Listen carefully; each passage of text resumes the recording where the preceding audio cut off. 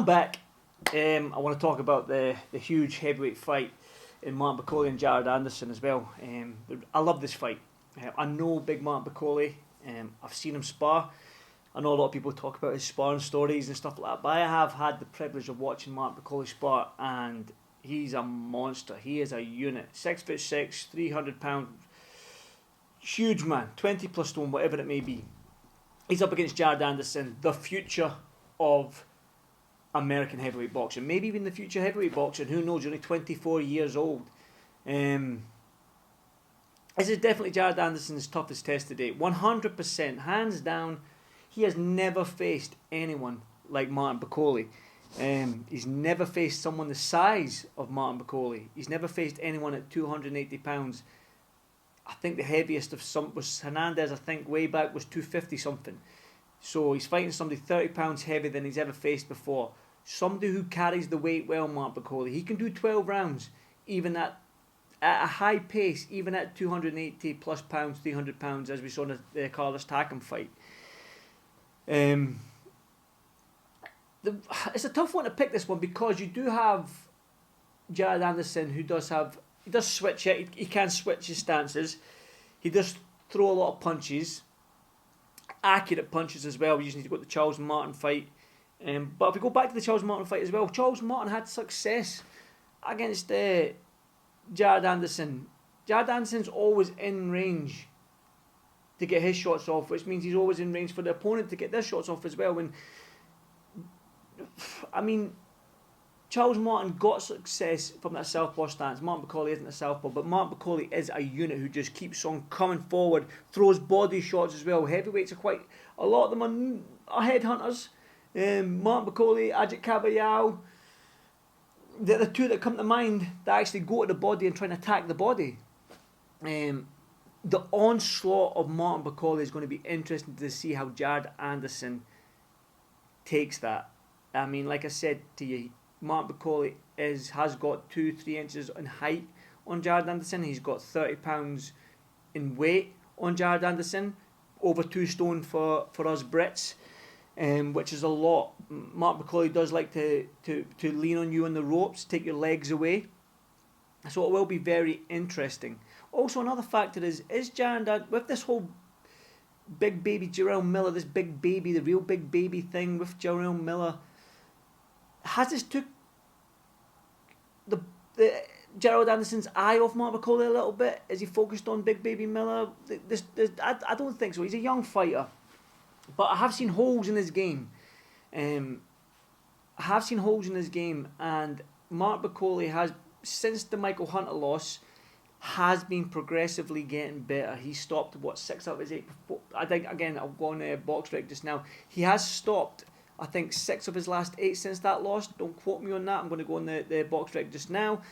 But he has progressively got better. Carlos Takam win, Tony Yoka win stands out. Kuzmin win. He's progressively getting better, and he's dropped 15 pounds for this fight from the Carlos Takam fight. In his own words as well, he said that he was too big for the Takam fight. But like I say, he carried the weight well. He didn't look tired because he just keeps on coming forward, maraudingly coming forward, picking his shots, dropping the left hook to the body, right uppercuts. He varies his shots. He's got good shot selection, Martin Bakole. And like I say, since the Michael Hunter loss, where are we? Yes, 1, 2, 3, 4, 5, 6, 7 knockouts in his last 9, sorry. Yeah, so there you go, man. What an absolute... He knows what went wrong in that Michael Hunter fight. I spoke to Billy Nelson, his coach, on numerous occasions about this as well, so they both know what went wrong. They know the outside noise that was happening there. But for me, I just think that maybe the onslaught, maybe the physicality of Martin Bakole will get him through this fight. It definitely is a tough fight for Cole, because like I say, JaredAnderson does have that speed. He does have that punches and bunches as well. He does throw good shots, but he does get hit. It's an interesting fight, and Turki Al-Sheikh, he loves the heavyweight clashes, and the reason why I'm sort of hemming and hawing here is because it's a tough fight. It's a tough fight to call. It's like every fight. Isaac Cruz and Valenzuela, Ruiz and Jarrell Miller. they're all good fights. They're tough fights to call, and that's why we love what Turki Al-Sheikh is doing right now, because he's making fights which are tough for us to predict. But because I'm probably no Martin Bakole a little bit more than I do Jared Anderson, I probably lean towards Martin Bakole if I'm going with my heart. But also with my head, I'm thinking the size, the onslaught, the punches, the body shots. Can Jared Anderson withstand that? If he does, if Jared Anderson gets past Martin Bakole, he's definitely 100% the future of the heavyweight boxing alongside Moses Atuma, because I love Moses Atuma. Everybody knows, if you watch my podcast, everyone knows how much I love Moses Atuma and what he brings to this game.